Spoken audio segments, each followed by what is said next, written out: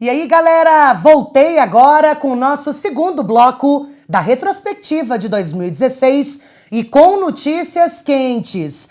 A primeira notícia é sobre um terremoto que aconteceu lá na Indonésia. A Indonésia é a maior nação muçulmana do planeta. Com a maior nação católica, Brasil. Com a maior nação protestante, os Estados Unidos. Com a maior nação muçulmana, Indonésia. E com a maior nação hindu, a Índia. Ok? E a China? Ah, a China não tem religião, não. O povo é comunista lá. Você sabe que comunista não se dá muito bem com religião, né? Pelo menos era o que o Marx falava, né? Que comunismo e religião não combinam. Mas coloca aí a foto que eu selecionei do terremoto que deixou mais de 90 pessoas mortas lá na ilha de Sumatra. E é claro que não foi a primeira vez. Você deve se lembrar que em 2004, um pouco depois do Natal, dia 26, a ilha também tinha sido machucada, maltratada por um terremoto. Em 2004, 170 mil pessoas morreram, né? Então foi uma tragédia realmente muito grande. E agora, em dezembro de 2016, 12 anos depois daquela grande tragédia, um outro terremoto de grande magnitude, 6,5 na escala Richter, abalou a ilha de Sumatra, né, dia 7 de dezembro. E também só para voltar aí falando que a Indonésia está numa região chamada Círculo de Fogo do Pacífico. Então todo mundo que é banhado pelo Pacífico, já te falei isso. Olha o nome do oceano, Pacífico, até parece. Vamos para uma outra notícia? Agora sim, coloca aí a reforma do Código Comercial. Projeto de Código Comercial, da reforma do Código Comercial, está provocando polêmica na Câmara. A Comissão Especial da Câmara adiou de novo a votação do relatório do novo Código Comercial. Já é a segunda vez na semana que o presidente da Comissão Especial, o deputado Laércio Oliveira, né, do Solidariedade lá do Sergipe, ele não conseguiu votar o relatório. Faltou consenso. Tem gente que é a favor de que se faça uma reforma. Tem gente que diz, eu até posso ser a favor, mas esse não é o momento. O país está em crise. Vamos deixar para discutir isso depois. E tem um outro grupo que diz, não precisa de um novo código. O que a gente tem já está ótimo. Enfim, fica atento aí porque o Brasil se prepara para reformar o Código Comercial e é claro que esse é um assunto que nos interessa. Voltando a falar em ciência e tecnologia, morreu o John Glenn. Quem é esse, Rebeca? John Glenn? Coloca a foto dele aí. John Glenn, astronauta da NASA, foi o primeiro homem a dar uma volta, né, na Terra. O astronauta John Glenn morreu dia 8 de dezembro, aos 95 anos, lá nos Estados Unidos, e em 62 ele entrou para a história como o primeiro norte-americano a orbitar a Terra, a bordo da nave Friendship 7. Há dois anos,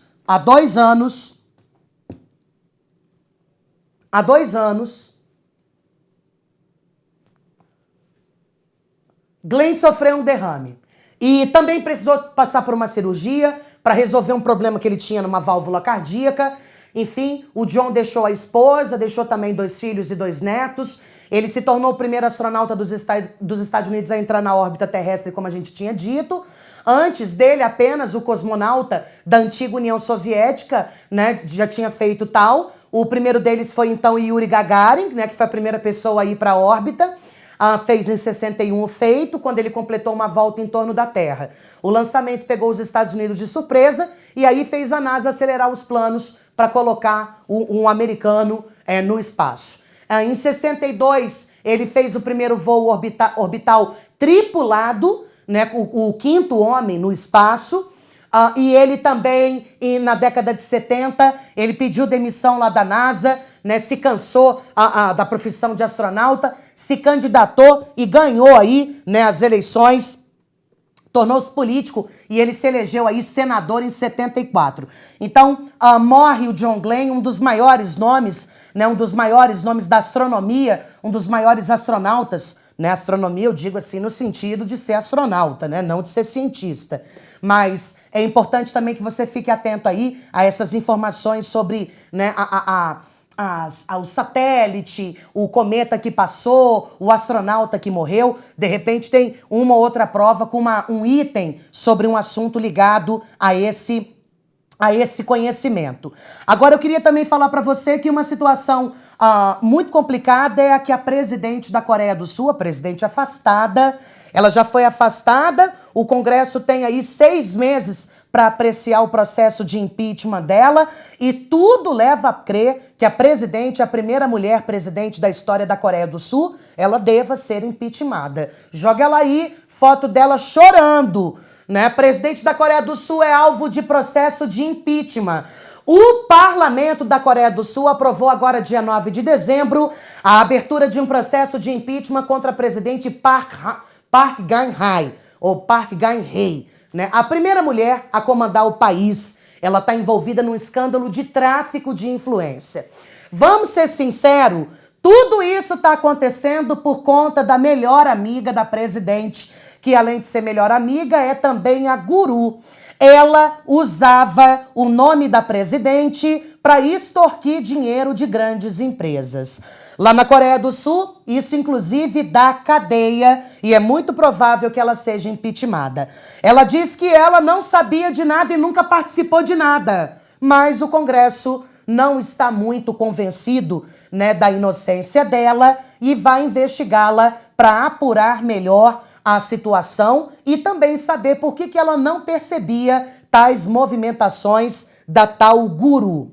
Vamos agora para a China? Vamos para a China e para o Trump, porque o Trump diz que não quer papo com a China. Olha a foto aí. Perto da Rússia e longe da China, Trump está criando um cenário polêmico. O distanciamento da China e a aproximação com a Rússia e as denúncias de que Donald Trump teria recebido ajuda do Kremlin, da Rússia, para se eleger presidente, tem aumentado a tensão política nos Estados Unidos. O Trump continua tendo que defender a vitória dele na eleição, né, há mais de um mês, e ele vem aí se explicando, escreveu inclusive numa rede social que há uma teoria da conspiração contra ele. Durante a campanha, milhares de e-mails do Partido Democrata, da Hillary Clinton, foram vazados e usados contra ela. A CIA, que é a agência de inteligência do governo americano, concluiu que isso foi obra, sim, da Rússia. Agora, segundo a imprensa americana, a CIA acha que o governo do Putin agiu para ajudar o Trump. O líder republicano no Senado, o Mitch McConnell, ele diz que confia na CIA. E ele diz também que o Congresso vai investigar. Bom, o fato é que também isso acabou levando um mal-estar entre o governo Obama e grande parte dos diplomatas russos. O presidente Obama expulsou todo mundo da Rússia, os diplomatas, o embaixador, todo mundo fora do país, segundo Obama. Segundo Obama, é inadmissível que a Rússia, que o serviço secreto russo, que o Kremlin, que o presidente russo Vladimir Putin influencie no processo eleitoral. A Hillary Clinton diz que se esses e-mails não tivessem vazado, ela teria ganhado as eleições sim, né? Vai saber. Enfim, o Trump está muito próximo do Vladimir Putin, diz que vai também colocar um amigo do Putin para ser um dos seus ministros e disse também que quer se aproximar mais do que nunca da Rússia e que já declarou guerra à China, não quer o papo com os chineses, né? E segundo Donald Trump, a China não é uma boa companhia. Bom, por falar na China, não sei se você já ouviu falar dessa discussão. A China é capitalista ou comunista? Né? A China é uma economia de mercado ou é o governo da China que comanda e controla a economia do país? Qual a sua opinião? Você acha que o mercado é que controla a economia da China ou que a economia da China está na mão do governo? Segundo a China, ela é uma economia de mercado. E a China quer ser, inclusive, reconhecida como tal. Diretor, joga aí na tela pra gente a notícia que a China exige. A China foi à OMC exigir que ela quer ser reconhecida como uma economia de mercado. A China acabou de ingressar com uma queixa na OMC contra os Estados Unidos e a União Europeia. A segunda maior economia do mundo não quer mais ser tratada como uma concorrente desleal. E essa discussão tem reflexos, é claro, no mundo todo, inclusive no Brasil. E é claro que todo clube tem as suas próprias regras e para ser sócio da OMC, você precisa ser uma economia de mercado.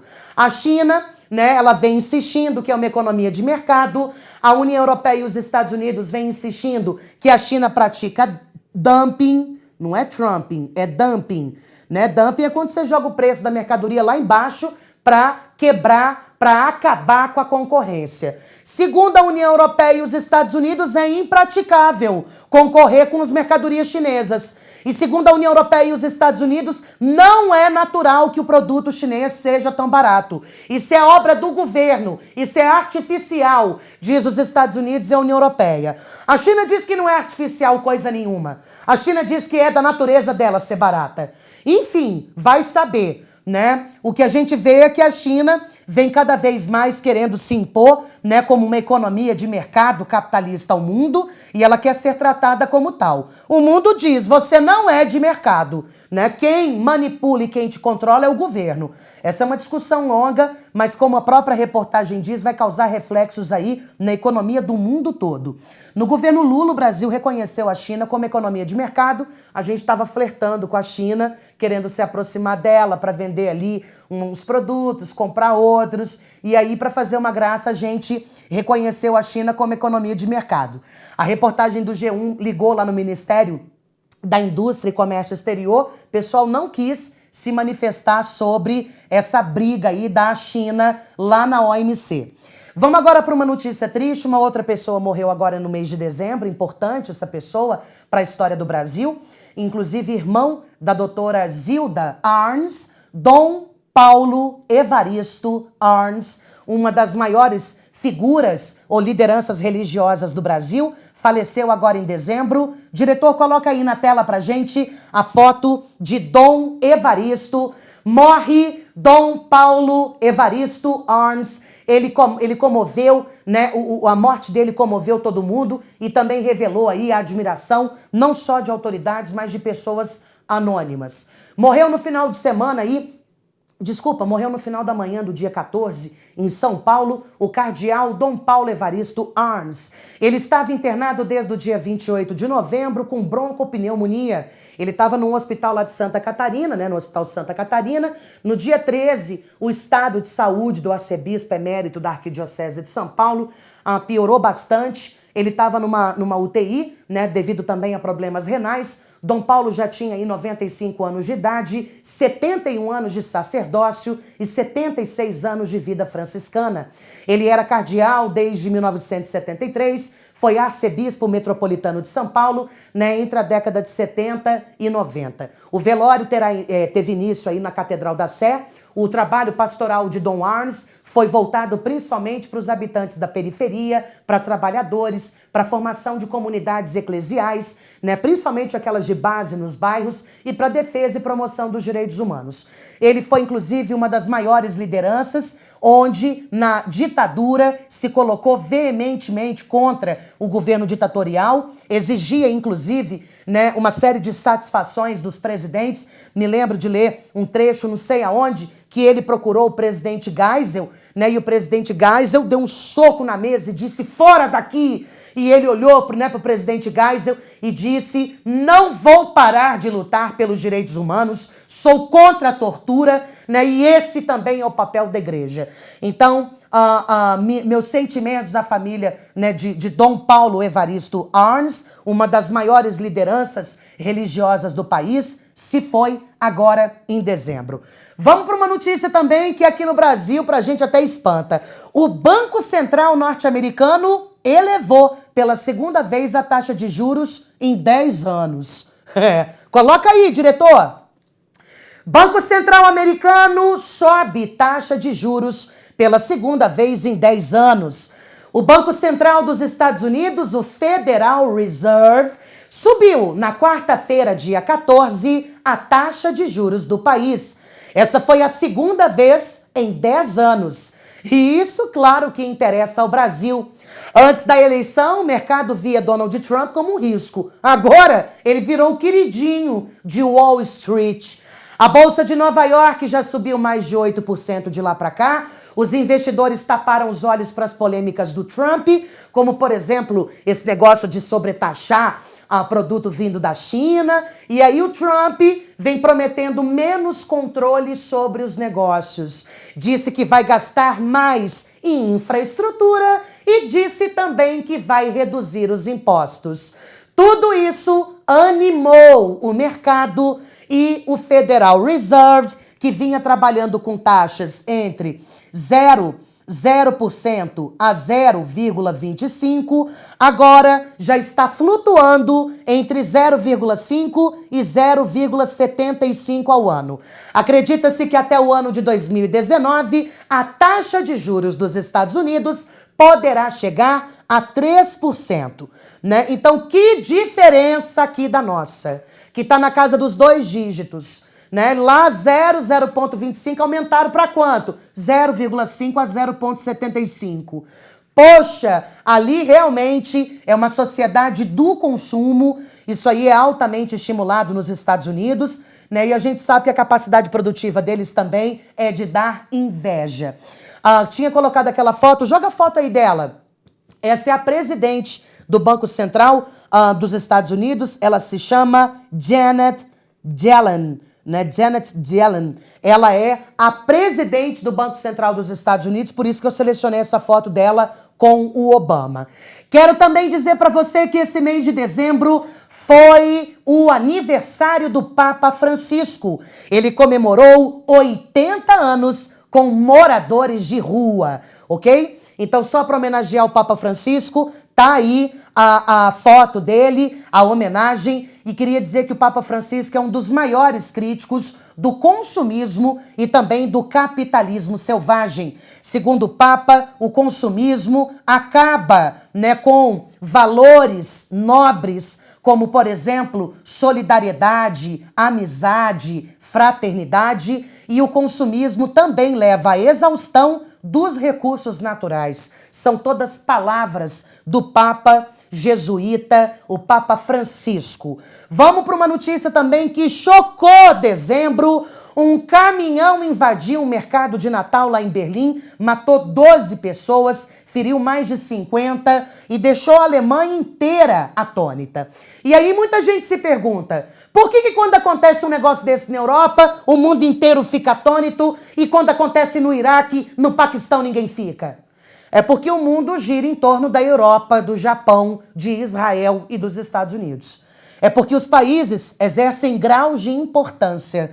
E aí tudo que aconteça por lá, no hemisfério norte, repercute. Coloca aí. Caminhão invade mercado de Natal em Berlim, mata 9 nada. Outros morreram no hospital, mata 12. Né? Calma aí que ficou um número estranho. Mata 12. E deixa mais de 50 feridos. 12 pessoas morreram atropeladas, 50 ficaram feridas. Um caminhão maluco invadiu um mercado de Natal lotado na noite de segunda-feira, dia 19 de dezembro, em Berlim. Eram 20h15 da noite, horário lá da Alemanha, quando um caminhão com placa da Polônia invadiu o mercado de Natal. Pô, não sei ler isso aí não. Breitscheidsblatt, sei lá. Onde centenas de pessoas faziam compras e também se divertiam. O caminhão pertencia a uma empresa de carga lá do norte da Polônia. O dono da empresa disse que o primo dele estava dirigindo e aí o caminhão foi assaltado ali, o cara matou o motorista do caminhão, dirigiu da Polônia até a Alemanha e simplesmente jogou o caminhão para cima de todo mundo. E a gente lembra também, né, que lá na França, lá em Nice, no dia da queda da Bastilha também, houve, né, um atentado muito parecido. O Estado Islâmico veio a público, se pronunciou e diz que a autoria do atentado é dele sim. Olha que outra notícia maluca, joga aí, diretor, na tela. Um maluco, né, entrou ali numa galeria de arte e matou, né, descarregou uma arma contra o embaixador da Rússia na Turquia. Ele foi assassinado numa galeria de arte na segunda-feira, dia 19 de dezembro. o embaixador da Rússia na Turquia, foi assassinado na capital do país, em Ankara. Durante o ataque, o atirador indicou que seria uma resposta à situação de Alepo, a cidade mais devastada pela guerra na Síria. A Rússia é a principal aliada do ditador sírio Bashar al-Assad e essa guerra já dura quase 6 anos. A exposição de fotografias ganhou imagens mais impressionantes. Um homem surpreendeu todo mundo presente, chegando, assassinando, né, metralhando ali, descendo bala no representante da Rússia no país. E é claro que essa é uma manifestação contra a Rússia, é uma forma ali da pessoa, né? Então procurou o embaixador da Rússia para dizer para a Rússia: apoia o ditador lá da Síria, apoia, né? Plá, plá, pá, pá. Descarregou a arma ali no embaixador da Rússia. Vladimir Putin diz que vai vingar a morte do embaixador. Não vai ficar barato. Então tá, vamos aguardar aí cenas do próximo capítulo. Vamos voltar para a Venezuela, porque o barraco tá comendo lá. Presidente Maduro diz que tem máfias que estão atrapalhando a economia do país. Ele diz que a culpa da economia estar mal não é do governo, mas sim de máfias. E ele diz que vai acabar com a nota de 100. Imagina amanhã o Temer acabar com a nota de 100 reais. Pois o presidente venezuelano, Nicolás Maduro, diz que não tem mais nota de 100 a partir do dia 2 de janeiro de 2017. Joga o Bolívar aí na tela. Bolívar é a moeda da Venezuela. E aí está a foto de 100 bolívares. Tá vendo? Maduro adiou a eliminação da nota de 100 bolívares após protestos. O presidente da Venezuela, Nicolás Maduro, adiou por 2 semanas a eliminação da nota de 100 bolívares. Depois que o anúncio do seu fim, né, e a falta de novo papel moeda provocaram muitos protestos. O Maduro disse que tem máfias no Brasil e na Colômbia e que eles estão segurando essas notas de 100 para fazer com que haja uma instabilidade econômica no país. Ele diz, então, antes de vocês segurarem, eu acabo com a moeda. Ó, que presidente muito doido. Então fica atento aí, porque lá na Venezuela até nota, né, nota de 100 está sendo extinta. Vamos agora para talvez uma das mais importantes notícias do mês de dezembro. Inacreditavelmente, me parece que o Obama está querendo trabalhar agora no final do mandato dele. Agora, no mandato do final do Obama, nos últimos dias, o clima está esquentando. Talvez ele tenha ficado chateado com a perda da campanha, né?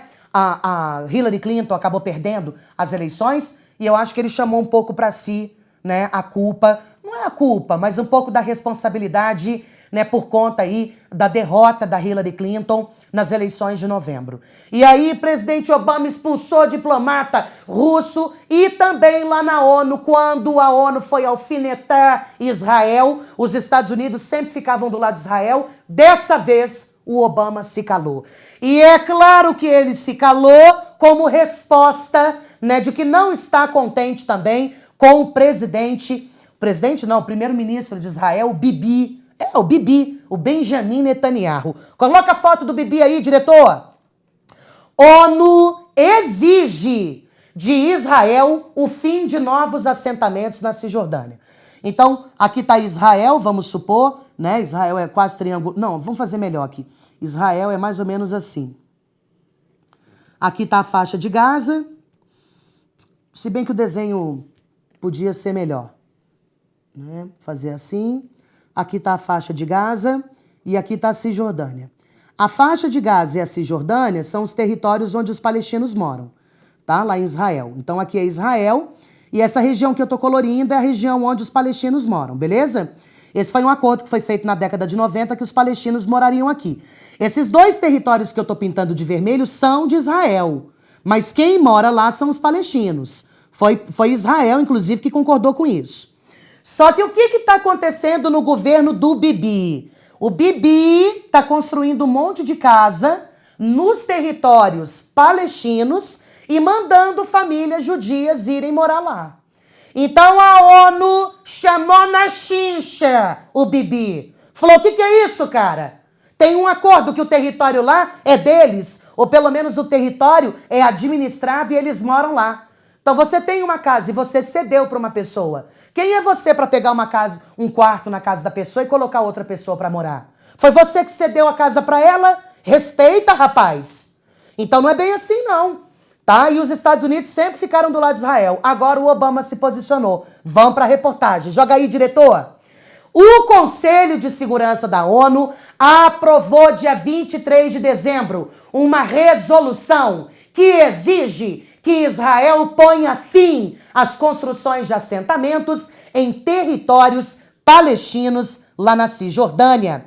A medida foi aprovada por 14 votos com uma abstenção dos Estados Unidos.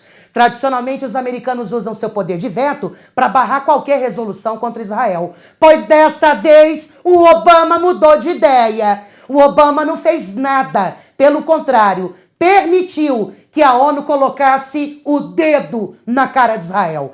Segundo a embaixadora americana na ONU, os assentamentos são incompatíveis com as negociações para a formação de um país, de um Estado palestino separado de Israel. Então, o que o Obama quer dizer é o seguinte: como é que Israel quer a paz? Como é que o Bibi pode dizer que trabalha pela paz se ele está invadindo o território que eles, judeus próprios, cederam para os palestinos? Então, os Estados Unidos se calaram, o Obama realmente não fez nada para proteger Israel e agora é esperar as cenas do próximo capítulo. Olha essa notícia aí, joga aí essa foto que eu achei. O Obama e o Putin, hein? Se detestam. Ó que foto boa, como é que o olhar diz tudo?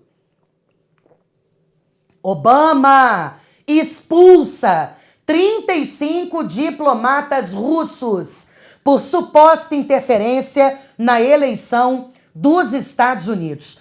Presidente Obama, dia 29 de dezembro, sem paciência alguma, mandou todos esses diplomatas russos vazarem fora dos Estados Unidos. Vocês interferiram no processo eleitoral, né? Vocês, na verdade, trabalharam para eleger o Trump. Agora, desculpa falar isso. Agora, Obama, que você faz isso? Cadê a CIA? Cadê a CIA quando aconteceu isso? Por que a CIA não agiu? Por que ela não detectou que tinha a mão do Kremlin, da Rússia, interferindo nas eleições dos Estados Unidos? Ah, desculpa, viu, Obama? Agora fica meio estranho, né, cobrar ou exigir satisfação da Rússia. Joga aí, porque agora tem uma notícia bacana para você. Uma medida provisória vem agora para permitir que, se a gente pagar em grana à vista, tem que ser mais barato. Tá? Que papo é esse? Tô pagando com a grana, né? Não tem nenhuma taxa para administradora. Medida provisória permite agora cobrar preços diferentes de acordo com a forma de pagamento. O governo publicou na terça-feira, 27 de dezembro, uma medida provisória que permite ao comércio cobrar preços diferentes de quem paga com cartão de crédito ou de quem paga com dinheiro. Não sei se você se lembra que o Procon estava proibindo esta prática. E quando o Procon proíbe, ele dá guarida para as administradoras. Visa, Mastercard, American Express, elas todas dominam o mercado. Aqui no Brasil não tem grande competitividade, você não tem uma grande concorrência entre elas. Então elas cobram o preço que elas querem, né, de taxa de administração. A gente paga com cartão, sai o mesmo preço que no dinheiro e realmente isso é injusto. Então agora a medida provisória vem para proteger os direitos do consumidor e, se você pagar à vista, exija que ele seja mais barato. Beleza? Queria então mandar um beijo para você, dizer que o ano de 2016 foi maravilhoso, foi o nosso primeiro ano do Retrospectiva, do Gabaritando Atualidades, e que 2017 seja também fantástico e que você também passe a criar essa cultura de nos acompanhar aqui no nosso canal do Grão Online no YouTube, onde você se coloca sempre a par das principais notícias. Próximo mês eu tô de volta. Beijo forte para você, bons estudos e a sua aprovação é aqui no Grão Online. Tchau, gente! Valeu!